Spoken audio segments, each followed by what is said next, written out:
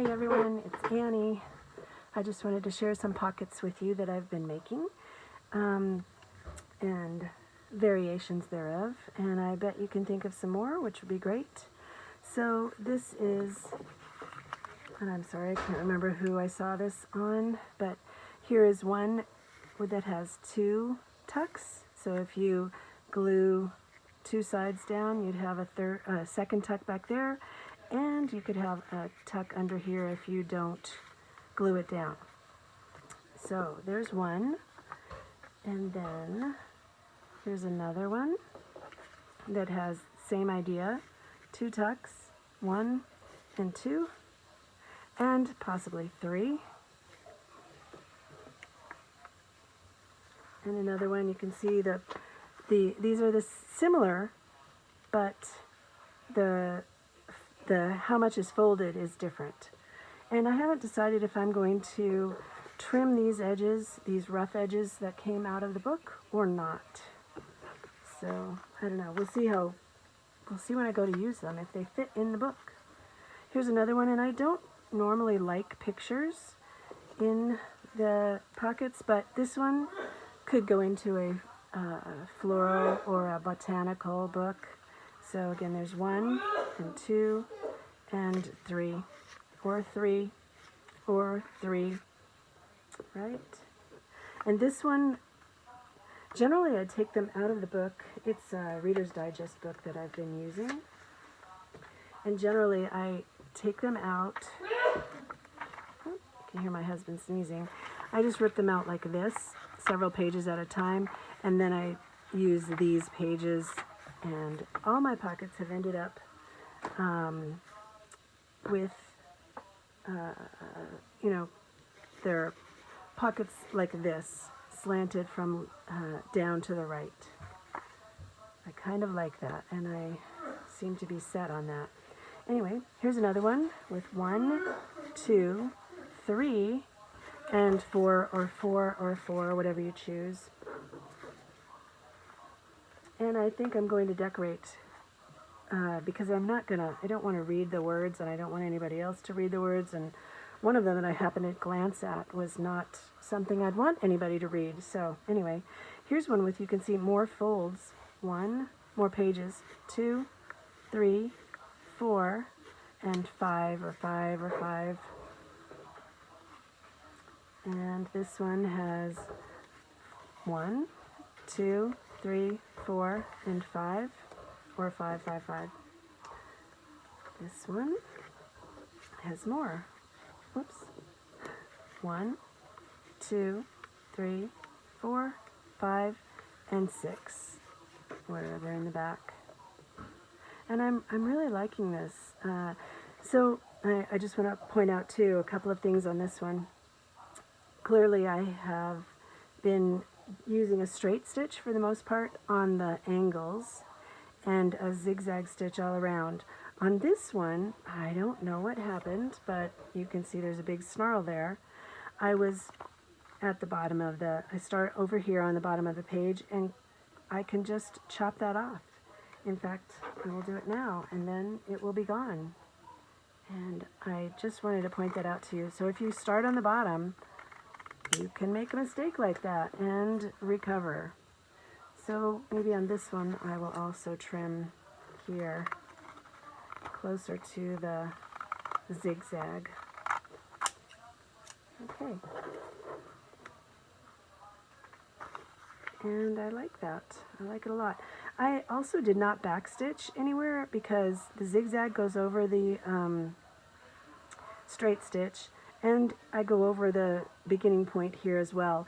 And I am planning to glue these down, so on the back side here, it will be glued at least on this bottom edge on all of them.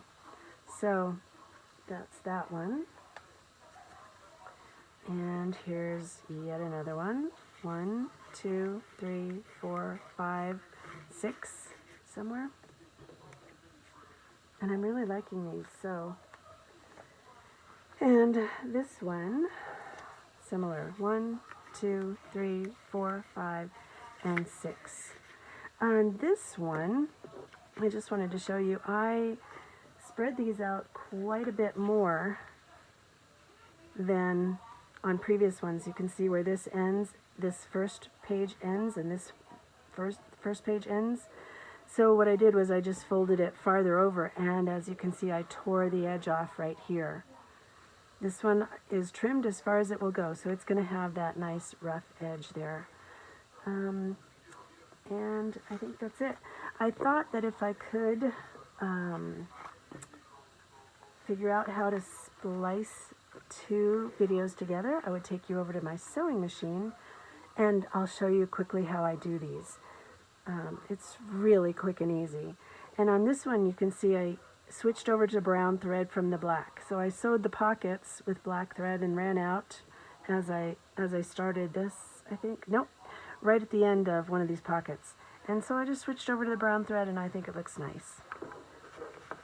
And here are the others. So let's go over to my sewing machine if I can make that happen.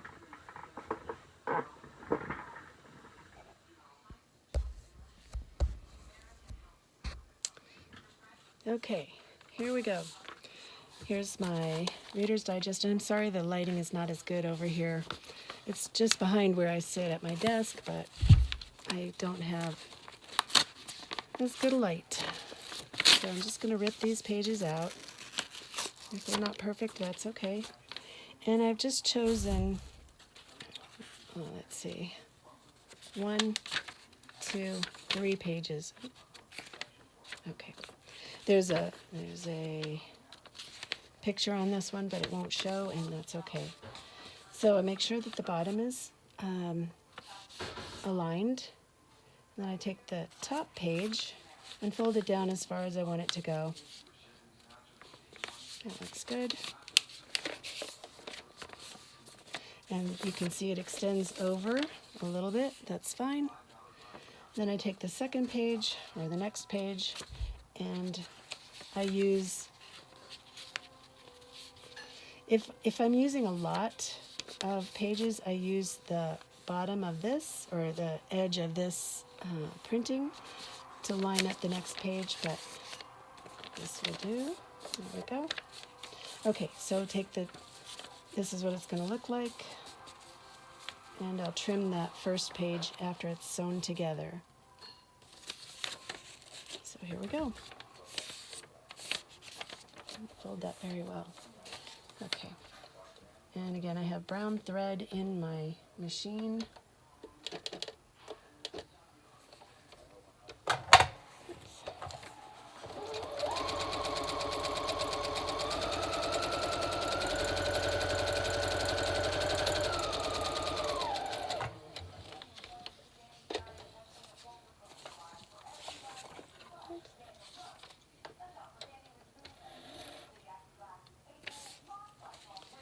And then I just set that to the side. You can't see it, but it's in my drawer that's open on my little sewing cabinet, sewing table.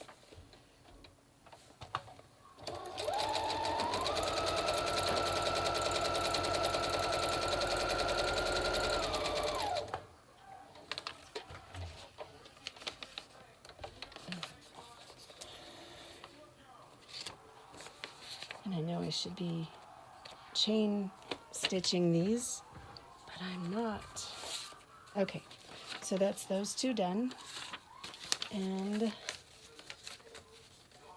line them up on the bottom again.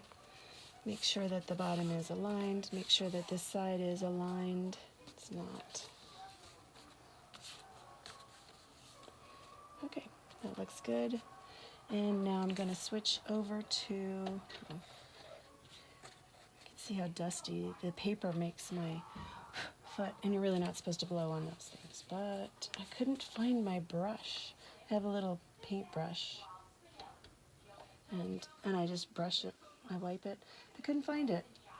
That's possibly because there's so much stuff in the way.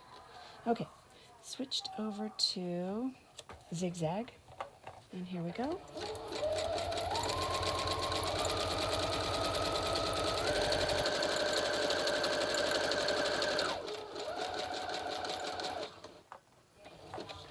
I do like ending on the outside because then when I turn my paper, it covers over this stitch in front of it, and I like that look.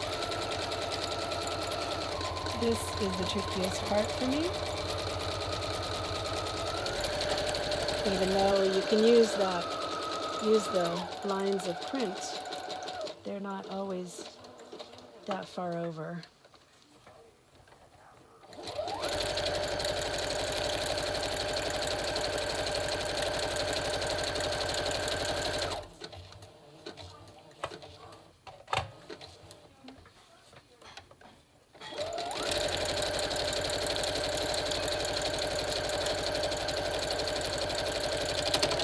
Uh-oh. That didn't sound good at all. It sounds like a big knot under there. Let's see. Yeah. So I might have to trim this one down as well. Just ripped the paper. Oh, good. What fun to watch. So, yes, it has a nice rip in it. So, let's quickly take care of that. Oh.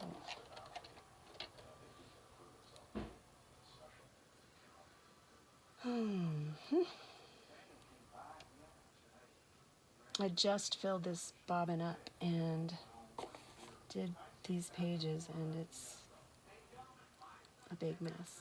And you know, you should always fill 2 bobbins at the same time, one after the other, for things like this. Okay, there's that.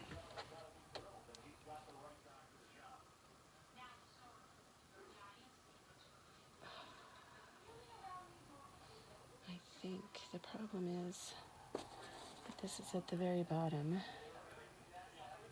and it's tangling. Okay, let's try this. Let's see if we can get through this one.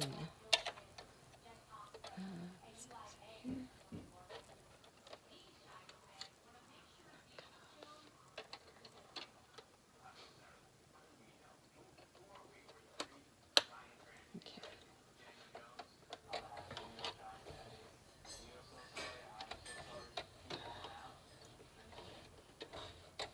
Yeah. Nope. And again. Really, it's going to get through this one, and then I'm going to need another bobbin. I'm sure you're having fun watching this. Oops. I know, I see that. I bet you see it too.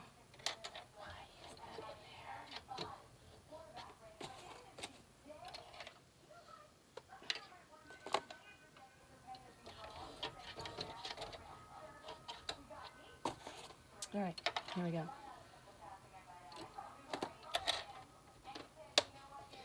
And I will just start up here at the top and go down a little bit closer so that we avoid that.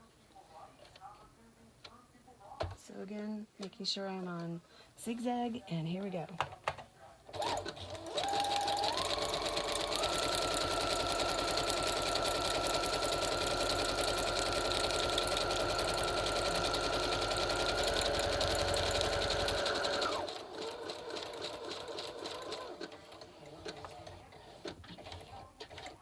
Okay, and that's done.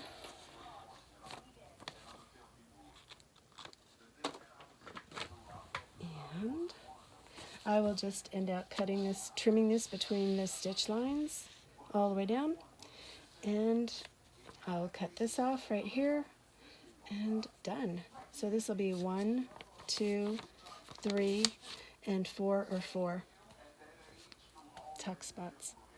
Okay, well, thanks for joining me. Hope you enjoyed it. Bye.